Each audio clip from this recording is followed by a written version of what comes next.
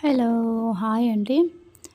ఈరోజు రెసిపీ వచ్చేసి చేపల ఎగ్ ఫ్రై అన్నమాట. Fish egg fry.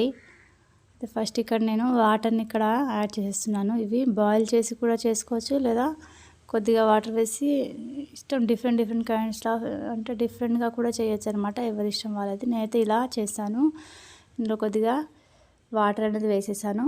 ఈ వాటర్లో కొద్దిగా ఉప్పు, పసుపు, అల్లం వెల్లుల్లి పేస్ట్ వేసేసి మరగడానికి వదిలిపెట్టేస్తున్నాను.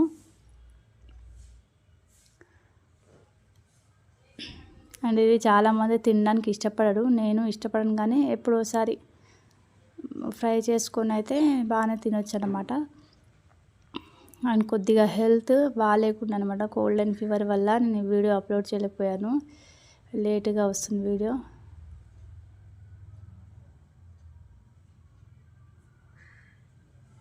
ఇది చేశాక మొత్తం కోల్డ్ అండ్ ఫీవర్ వచ్చి టూ డేస్ పడుకుండిపోయాను అనమాట. చాలా హెల్త్ ఇష్యూస్ ఉన్నాయి.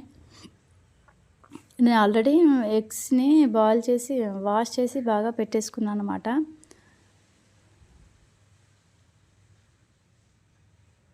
మొత్తం మరిగించాక వాటర్ అంతా ఇప్పుడు ఇందులో ఈ చేపల ఎగ్స్ని వేసేస్తున్నాను.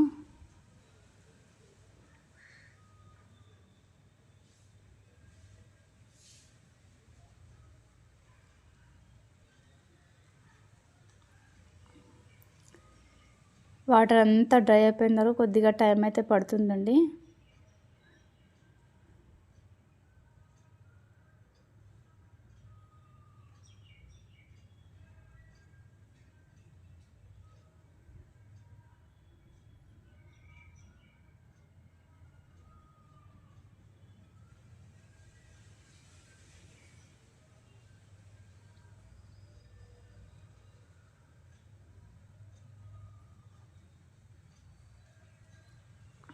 ఇప్పుడు దీన్ని ఉడకడానికి పెట్టేస్తున్నాను. ఇవి కొద్దిగా రవ్వ టైప్లో ఉంటాయి అన్నమాట. మనకు కలుపుతుంటే చేతులు కూడా వెరైటీగా ఉంటాయి. ఏంటో వీటి స్పెషాలిటీ నాకు తెలియదు, కానీ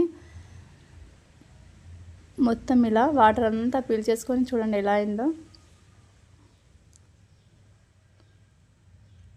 ఇలా మధ్యలో కలుపుతూ మొత్తం డ్రై అయ్యేంత వరకు వీటిని ఇలా మధ్యలో కలుపుతూ ఉండనమాట. ప్రాసెస్ మాత్రం చాలా పెద్దగానే అనిపించింది నాకైతే చేస్తూ ఉంటే. అండ్ హెల్త్ బాగాలేకపోవడం వల్లనో ఏమో కానీ నాకైతే చాలా లాంగ్ ప్రాసెస్ లాగా అనిపించింది. ఏదో అటు ఇటు చేసేసి మొత్తానికైతే రెడీ చేశాను. ఇలా మధ్యలో మీకు చూపించాలన్నమాట, వీడియో లెంత్ అయిపోతుందని చెప్పేసి.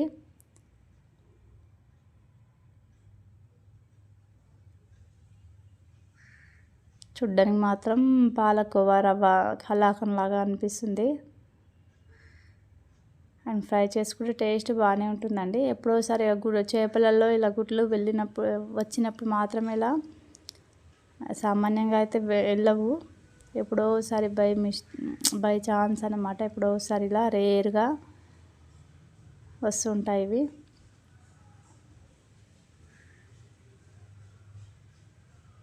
ఆ వాటర్ అంతా ఎక్సెస్ వాటర్, ఎక్స్ట్రా ఎంత వాటర్ అవుతుందో మొత్తం డ్రై అయిపోయేంత వరకు ఇలా మధ్యలో కలుపుతూ ఉండాలి. డ్రై అవ్వగానే ఇందులో మిగతా ప్రాసెస్ మనం చూద్దాము.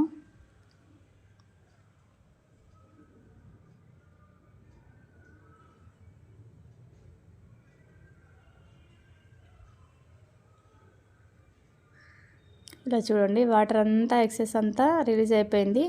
ఇప్పుడు ఇందులో ఆల్రెడీ ఫస్ట్ మనం కొద్దిగా ఉప్పు, పసుపు, అల్లం వెల్లుల్లి పేస్ట్ వేసాం కదా. ఇప్పుడు ఉప్పు, కారం వీటిని వేసేసి ఒకసారి కలిపేసుకొని ఆయిల్ కూడా వేసేసుకుందాం. ఆయిల్ అయితే చాలానే పట్టిందండి. దాదాపు నేను 6 టేబుల్ స్పూన్స్ ఆయిల్ వేసాను. కర్రీలో మాత్రం 3 టేబుల్ స్పూనే వేస్తాను. ఇది వచ్చేసి కలుంజి అనమాట. నేను రేర్గా ప్రతి దాంట్లోనూ ఇలా వాడతాను. మీరు వాడడం అలవాటు చేసుకోండి. అంత కారం వేసినా కనిపించలేదు. ఫ్రై అయ్యాక మాత్రం కలర్ అనేది వచ్చాక కనిపిస్తూ ఉంటుంది అనమాట.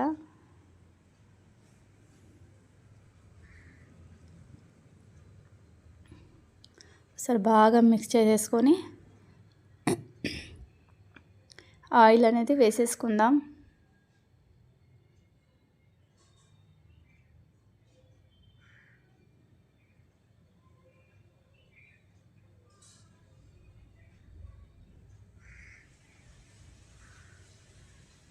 మీకు చూడడానికి మాత్రం షార్ట్లో చూపిస్తున్నాను కాబట్టి చాలా సింపుల్గా అనిపిస్తుందండి.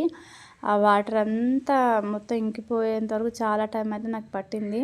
బహుశా నాకు హెల్త్ ప్రాబ్లం వల్ల నాకంత టైం అనిపించిందేమో, కానీ కొద్దిగా నాకు కోల్డ్ ఫీవర్ ఉండే కదా, దానివల్ల నాకు అలా అనిపించిందేమో తెలియదు, కానీ నాకైతే ప్రాసెస్ చాలా పెద్దగానే అనిపించింది.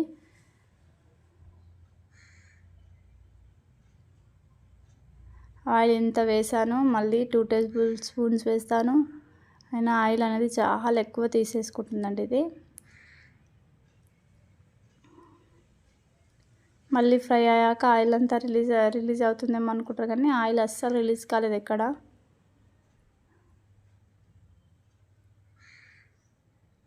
కలుపుతూ మొత్తం కలర్ చేంజ్ అయ్యేంత వరకు ఇలానే పెట్టేసుకోవాలన్నమాట.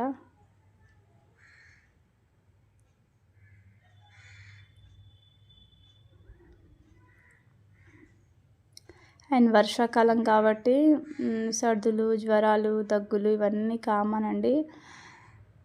అండ్ పిల్లల హెల్త్ కూడా పాడైపోతూ ఉంటుంది. ముందే ఎగ్జామ్స్ ఉన్నాయి.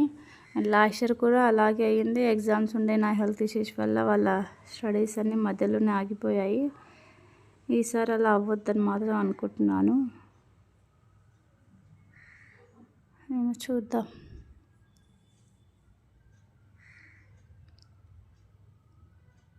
ఇలా మధ్య మధ్యలో కలుపుతూ మొత్తం కలర్ చేంజ్ అయ్యేంత వరకు ఇలా కలుపుతూనే ఉండాలి. ఇందులో మీరు కొత్తిమీర, పుదీనా కూడా కావాలంటే వేసుకోవచ్చు. ఆయిల్ తక్కువ అనిపిస్తే నేను మళ్ళీ ఇక్కడ యాడ్ చేస్తాను. మొత్తం 6 టేబుల్ స్పూన్స్ ఆయిల్ అయితే నేను వేసానండి.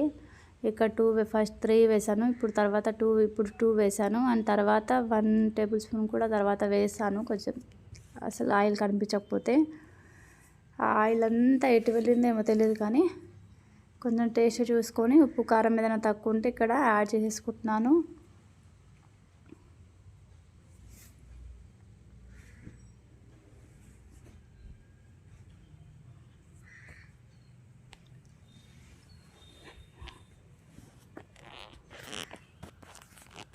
అండ్ స్టిచ్చింగ్కి కూడా డ్రెస్సెస్ ఉన్నాయండి. ఫుల్ అంబ్రెల్లా, ఇంకోటి ఇప్పుడు ఈ మధ్యలో బాగా ట్రెండింగ్లో ఉన్న డబల్ గేర్ అన్నమాట. డబల్ లేయర్ది నడుస్తుంది కదా, అది కూడా ఒక ఫ్రాక్ ఉందన్నమాట. స్టిచ్ చేయాలి. నిజంగా ఆడవాళ్ళు బాగుంటేనే అన్నీ బాగుంటాయి అన్నది నిజమండి. అదైతే ఇందులో మనకి ఏదైనా అయిందంటే మాత్రం పిల్లల స్కూల్ డుమ్మా, ఆఫీస్లో డుమ్మా, ఇవన్నీ చేసే పనులన్నీ ఆడవాళ్ళతోనే ఎక్కువగా ఉంటాయి కాబట్టి ఆడవాళ్ళ హెల్త్ అనేది చాలా మంచిగా చూసుకోవాలి. అయినా మనం చాలా కేర్లెస్గా ఉండి అందరినీ చూసి మనమే పట్టించుకోము, మనం సరిగ్గా తినమన్నమాట. మన హెల్త్ ఇష్యూస్ కూడా చాలా మెయింటైన్ చేయండి. అంటాం కానీ చేయడం వేరు, చెప్పడం వేరు. ఇంకంతే, ఎన్ని చెప్పినా మనం వాళ్ళ కోసమే బ్రతుకుతూనే ఉంటాము. ఓకే, ఇదండి ఈరోజు రెసిపీ. నచ్చితే లైక్ అండ్ ఛానల్ సబ్స్క్రైబ్ చేసుకోండి. నా ఛానల్లో టైలరింగ్, ఎంబ్రాయిడరింగ్, కుకింగ్, క్రాఫ్టింగ్ ఇవన్నీతో పాటు టిప్స్ కూడా ఉంటాయి. Thanks for the